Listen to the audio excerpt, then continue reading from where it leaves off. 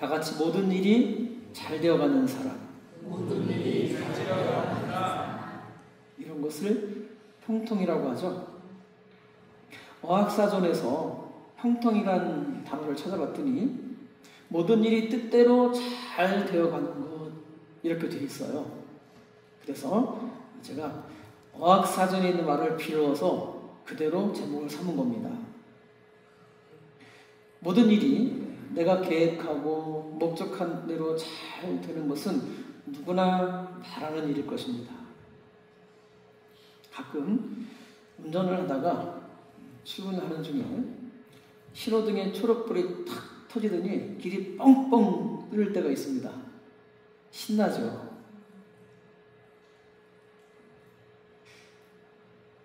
예상했던 금액이 통장으로 입금이 탁탁 들어올 때 기분 좋죠? 꼭 만나야 할 사람 만나고 피할 사람 피해지는 사건들이 얼마나 좋습니까? 혹여라도 우리 중에 누가 로또를 샀는데 그게 맞았다. 그것은 최고의 형통이라고 사람들은 생각할 것입니다. 그런데 제 개인적으로 경험을 보면요, 차가 뻥 뚫리는 것보다 막히는 경우가 훨씬 많습니다. 어떤 수익을 발생하기 위해서 그 수익금이 내 통장으로 돌아온다는 게 정말 어려운 일이에요. 결코 쉬운 일이 아닙니다. 로또의 확률은 미지수죠. 그런데 사람들은 그런 요행을 바라고 또 심리적인 사건을 기대하면서 그것을 형통이라고, 그것이 잘 되는 것이라고 생각을 하는 수가 있습니다. 이 생명나무 성도님들, 요행을 바라거나 신비주의적인 또는 기회주의자 같은 것이 아니라 하나님 앞에서 잘 되는, 하나님의 이름으로 형통하여지는 그런 성도의 생애가 되기를 주님의 이름으로 축원합니다. 제가 본문을 읽으면서 요셉의 형통을 몇 가지로 생각해 봤습니다. 그래서 요셉에게 있어서 형통한 사람은 어떤 의미인가 라고 오늘 본문을 쭉 읽다 보니까 세 가지가 나왔어요. 첫째, 다 같이 하나님께서 함께하는 사람. 보면 여호와께서 함께하는 사람을 소개해요. 형통이란 말은 뭐냐 하면 하나님이 함께하시는 사람인 거예요. 2절에 보니까 여호와께서 함께하심으로, 3절에 보니까 여호와께서 그와 함께하심을 보며 여호와께서 그의 범사에 형통케 하심을, 5절에 보니까 여호와께서 요셉을 위하여. 여러분, 하나님이 함께 하신다. 도대체 하나님은 요셉과 어떻게 함께 하셨을까요? 하나님은 왜 요셉과 함께 하셨을까요? 그리고 오늘 전반적인 모든 내용의 사건을 보면서 지금 요셉에게 하나님이 함께 하시는 게 맞나요? 우리의 생각 속에 정말 하나님께서 요셉과 함께 하셨다는 사실이 지금 현장 속에 있나요? 구덩이에 파묻힐 뻔하고 이스마엘 상인에게 팔려서 보드발의 집에 노예로 가고, 이게 하나님이 함께하는 거예요? 그런데 성경은 하나님께서 함께하는 사람이에요.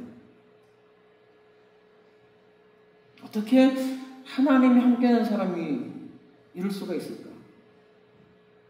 이런 게 맞지 않을까요? 자, 두 번째는요, 오늘 본문 속에 그 주인 보디발이 봤대요. 요셉을 봤다고 말합니다. 3절에 그 주인이 여호와께서 함께 하심을 보며 여호와께서 그의 범사에 형통케 하심을 보았더라. 보다, 보며 보았더라. 그래서 보디발이 무엇을 보았을까요? 제가 주석에 보니까 이렇게 해석되어 있어요. 여호와께서 그의 손으로 형통하게 하신 것을 보았더라. 보디발이 하나님께서 저와 함께 하신 것을 봤다는 거예요. 뭘 봤을까요? 흔히 요셉이 예배하는 것을 아마 보았을 것이다. 비록 노예로 전락해버린 요셉의 생이었지만 그가 누군가에게 기도하는 것을 보았을 것이다. 그리고 하나님을 믿는 믿음의 사람이 살아가는 것을 그 주인 보디발이 보았을 것이다. 그래서 하나님이 함께 하시는구나 라는 것을 알았다는 거죠.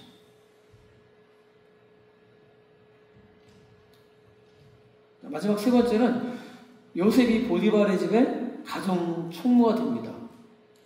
그리고 주인 보디발이 모든 소유를 요셉에게 위탁해요. 자기가 먹는 것 외에는 간섭하지 않습니다. 야, 이쯤 될 수 있는 사람. 이런 것을 요셉의 형통이라고 합니다. 다 같이 하나님이 함께하는 사람. 우리가 생각하는 하나님이 함께하는 사람은 파란불이 켜져서 수익이 발생하고 만날 사람 만나고 피할 사람 피하는 어떤 행운이 복이 터져가 로또가 맞는 것이 아니라 하나님이 함께하는 사람. 그리고 그 하나님이 함께하는 것을 누군가 보는 거예요. 이렇게. 결과물, 소득, 단의 농사를 본 게 아니라 저 사람이 어떻게 저렇게 하고 있다는 걸 보는 거예요. 그러니까 보디발의 머릿속에 요셉이 하는 행위가 있었던 거예요. 뭔가가. 그의 신앙을 보고 있었겠죠. 그리고 나서 노예에서 가정 총무가 되기까지를 생각해야 돼요. 그래야 성경이 풀립니다. 자, 본문에서는 알 수 없는 이야기지만 성경을 창세기 35장, 36장, 37, 38, 39, 40, 41, 45장까지 쭉 봐서 아, 그렇구나. 요셉이 형통한 것을 이런 이유가 있었구나라는 것을 알 수 있습니다. 우리 교회에서 지금 113 가정예배를 드리고 있죠. 창세기를 하고 있습니다. 이번 주에 금요일날 창세기 50장이 끝나요.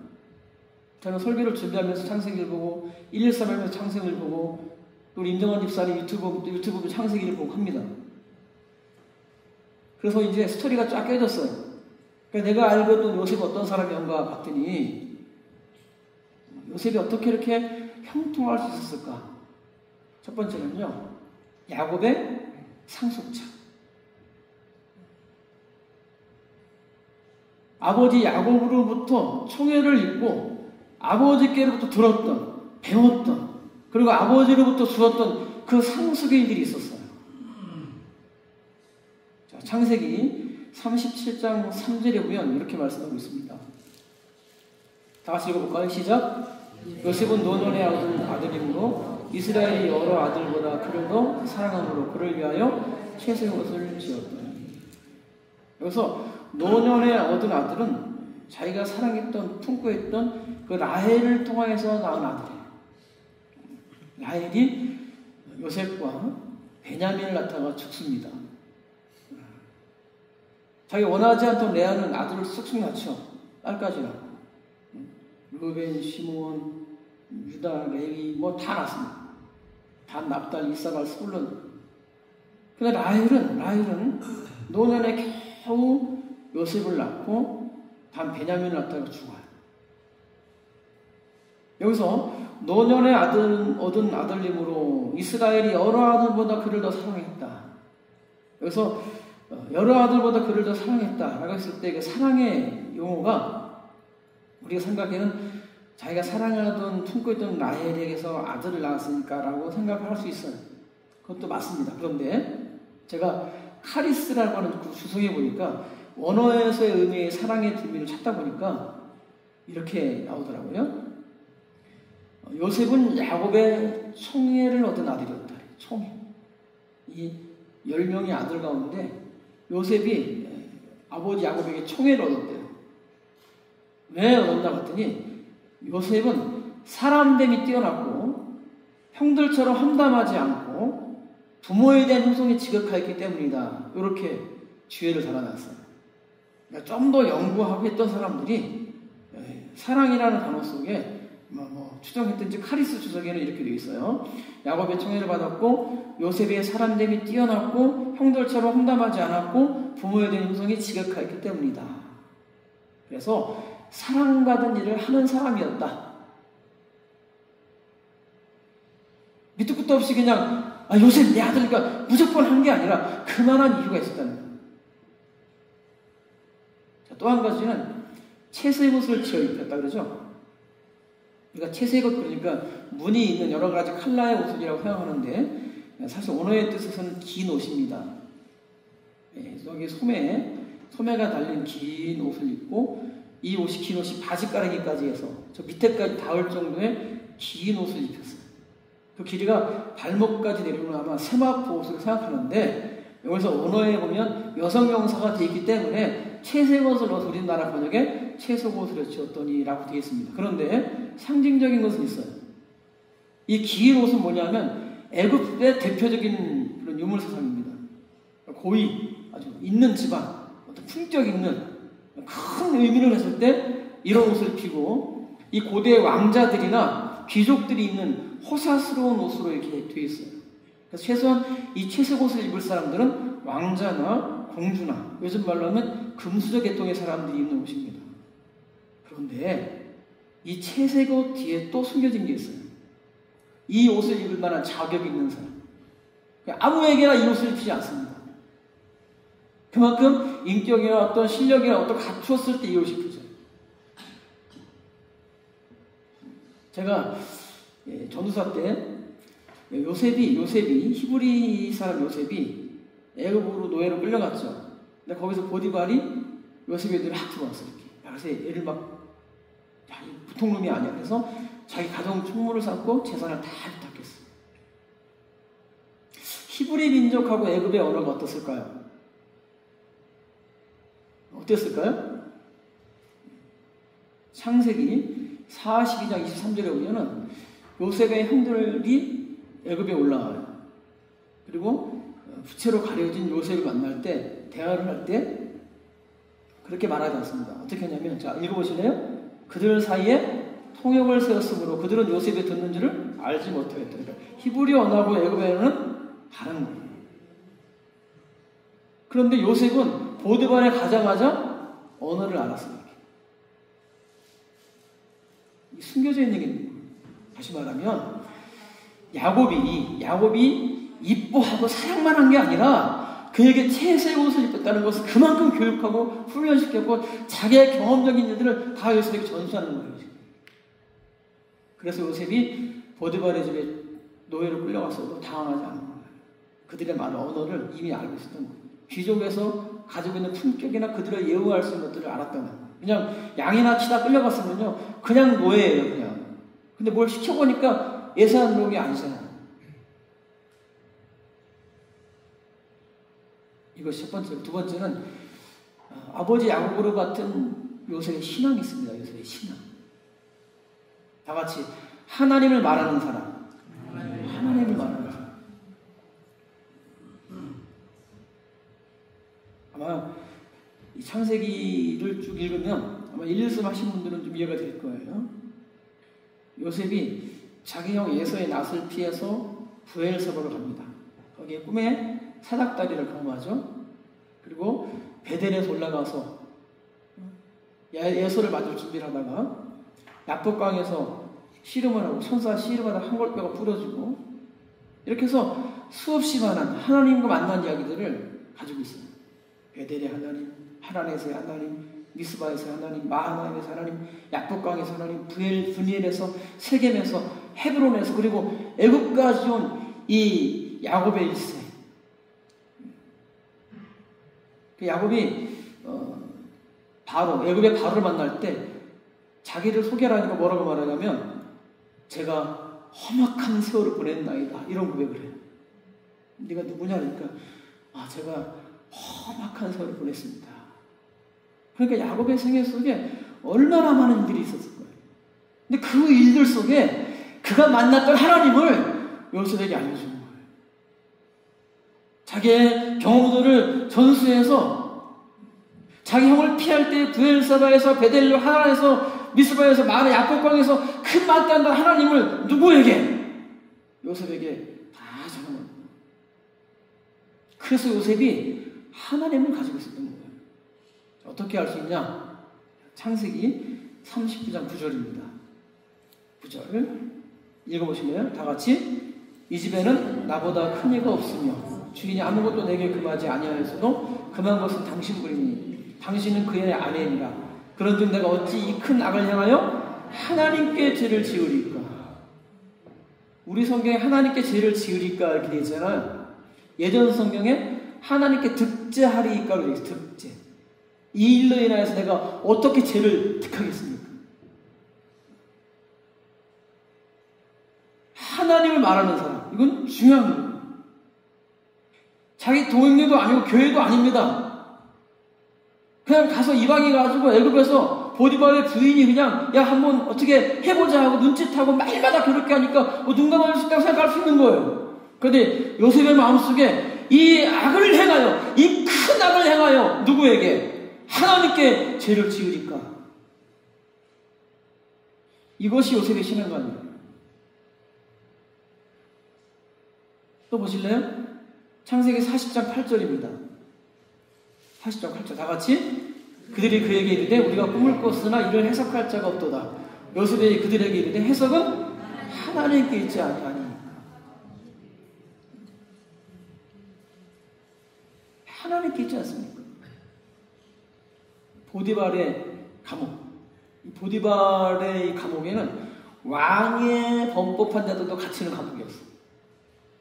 옛날에 고대에 보면 그 궁에 있는 감옥도 있었지만 그게 이제 좋지 않잖아요. 그러니까 특별한 신하의 집에다 감옥을 두어서 설치했습니다. 여기 술 맡은 관원장과 떡 맡은 관원장이 들어왔어요. 술 맡은 관원장이 자기 꿈 얘기를 합니다. 떡 맡은 관원장이 꿈 얘기를 해요. 이 꿈을 꾸고 도저히 해석할 수 없으니까 요셉이 가만히 있다 뭐라고 말합니까? 해석은 하나님께 있지 않습니까? 이걸로 끝나지 않습니다. 이 술 맡은 관원장이 요셉을 잊어버려요. 당신은 3일 만에 복직하여서 왕의 앞에 서고 다시 술 맡은 관원장을 될 것입니다. 라고 하고 저는 아무런 죄가 없이 여기 와 있습니다. 저는 히브리인이고 범하자는 죄로 인하여서 지금 이 감옥에 갇혀 있는데 당신이 만약에 복직이 되면 저를 꼭 기억해 주십시오. 그래 알았어. 내가 그 정도 할 수 있지. 라고 했는데 복직이 돼서 까맣게 잊어버렸어요. 기억을 하지 않았어요. 그런데 어느 날 바로가 꿈을 꿉니다. 꿈 얘기는 다 아시죠? 7별 땅과 해하다가 11별이 저라는 꿈을 꾸기도 하는가 하면 술 맡은 관원장, 떡 맡은 관원장이 꿈을 가면 바로가 꿈을 꾸는데 황소 7마리가 나와가지고 아주 살찐 소들이 있는데 파리한 흉악한 암소들이 나와가지고 다 잡아먹어버려요. 7별 단이 아주 풍성한 7별 단이 있었는데 흉측한 7별 단이 잡아먹어버려요. 밤마다 괴로워서 이 꿈을 꾸는데 이걸 풀 자가 없는 거예요. 그래서 술객과 애굽의 문중에 있는 모든 박사들 불러가지고 이게 무슨 꿈인지 해명하나 다 못하는 건데 술 맡은 관원장이 그 이야기를 듣다가 누가 번뜩 생각이 났습니까? 아, 그 감옥에 있던 요셉, 히브리 청년 요셉이 있었구나. 그래서 왕이시여 제가 큰 죄를 졌습니다. 내가 감옥에 이렇게 해서 요셉이라는 청년이 있습니다.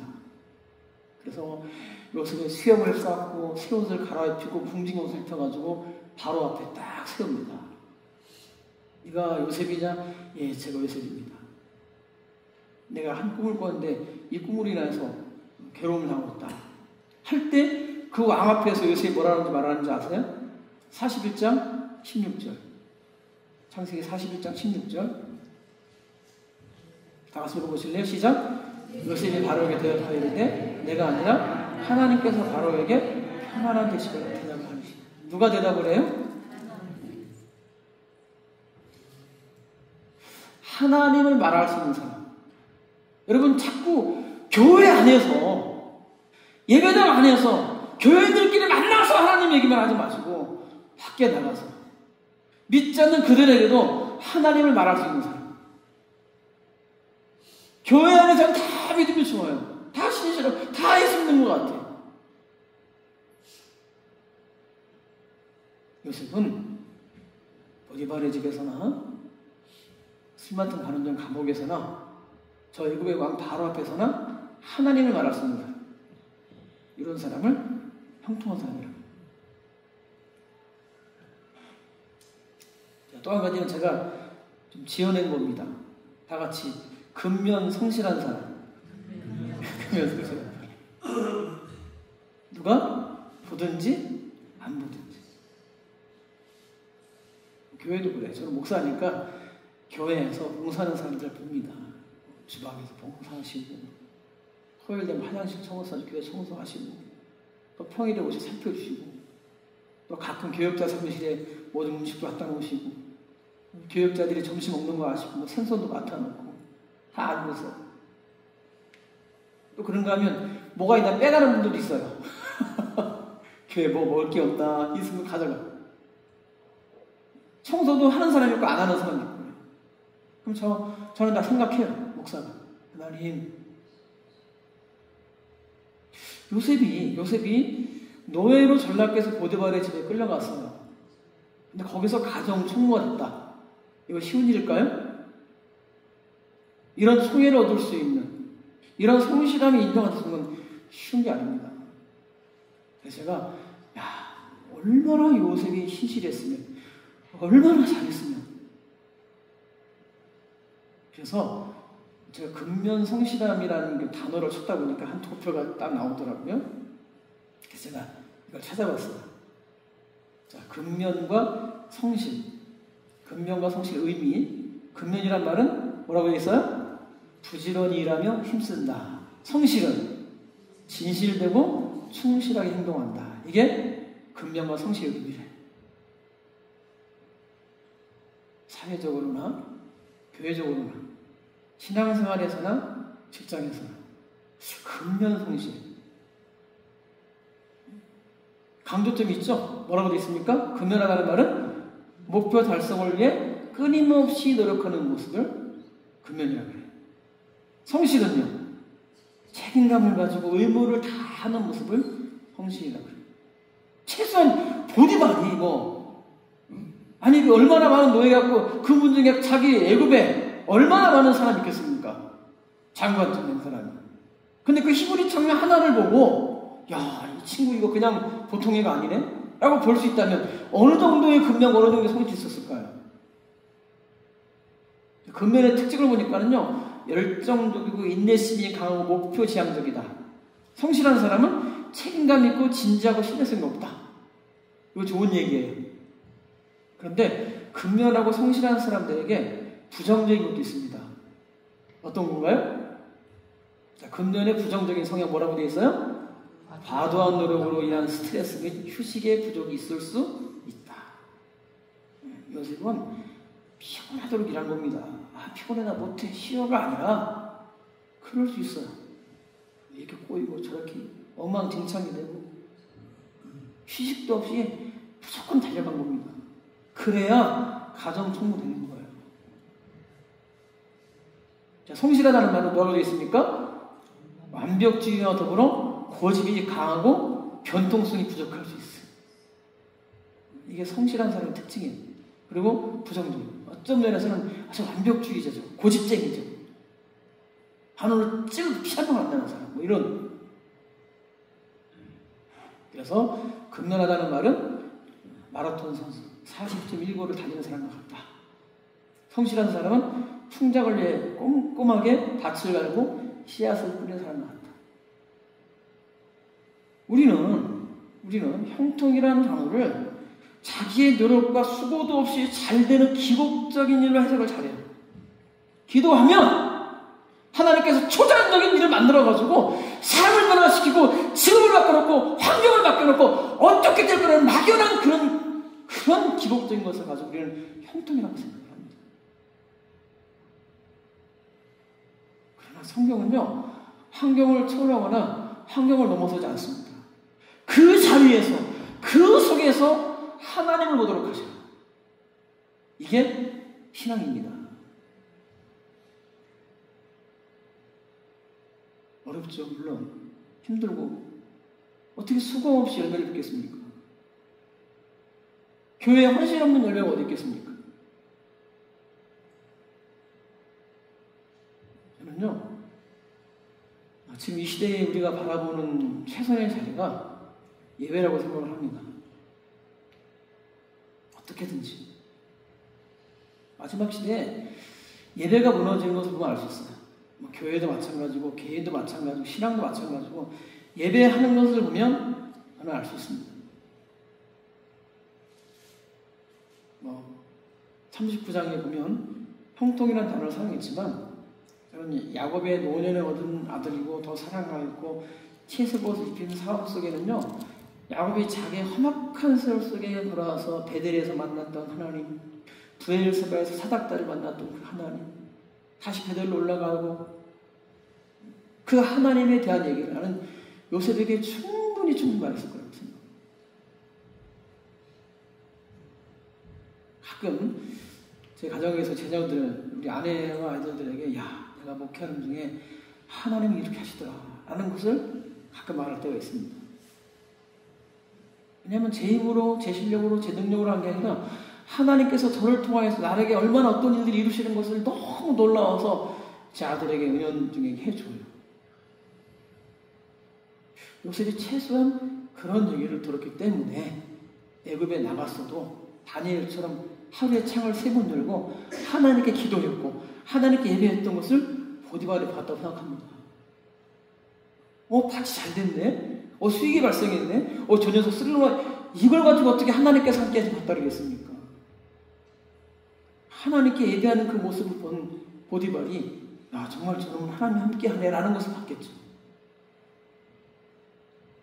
자꾸 환경을 넘어서서 초월적인 것이 아니라 그 자리에서 그곳에서 하나님을 예배할 수 있는 예배자가 되기를 축원합니다. 자꾸 핑계대고 변명하지 마세요. 효율적인 편적인 예배자가 되지 마시고 여러분을 굴복시키고 순종하세요. 불편하고 어려울 수 있습니다.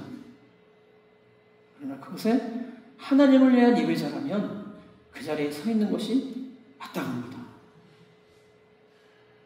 예배에 힘쓰는 신앙이 되기를 주님의 이름으로 축원합니다.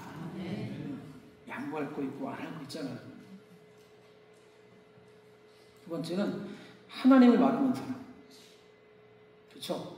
교회 안에서는 쉬워요. 다 통용할 수 있습니다. 그럼 밖에 나가면 어색하죠.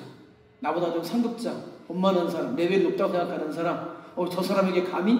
라고 하지 마시고 그에게 말씀하시면 돼요. 하나님이 하실 것입니다. 교회 안에서가 아니라 밖에 나가서까지 하나님 말을 할 수 있는 그리스도인, 예수 믿는 사람.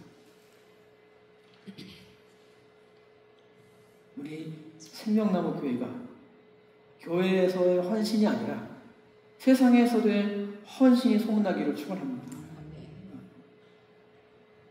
가능하면 교회에서 헌신의 자리에 서십시오. 그게 맞습니다. 자꾸 피하고 이유하지 마시고 하나님을 향한 열망을 가지고 주님을 섬기는 마음을 가지고 헌신하십시오. 그리고 그 일이 저 밖에 나가서도 보여지고 증거가 되면 하나님께서 여러분을 형통한 사람으로 인정하시고 세상이 여러분에게 형통한 사람이라고 말할 것입니다. 다 같이 모든 것이 잘 되는 사람. 모든 것이 잘 되는 사람. 우리 어학사전엔 이렇게 되어 있고요. 원어에서 보니까 우리의 것이 잘 되는 것이 아니라 그 뜻대로 되어지는 사람 말하는 거예요. 우리 하나님 뜻대로 되어지는 교회, 하나님 뜻대로 이루어지는 성도, 하나님 뜻대로 이루어지는 저와 여러분, 그런 생명나무 교회 잘 되어가는 형통한 사람, 형통한 신자, 성도가 될 수 있기를 예수 그리스도 이름으로 축원합니다. 아멘. 축복합니다. 아멘. 기도하겠습니다.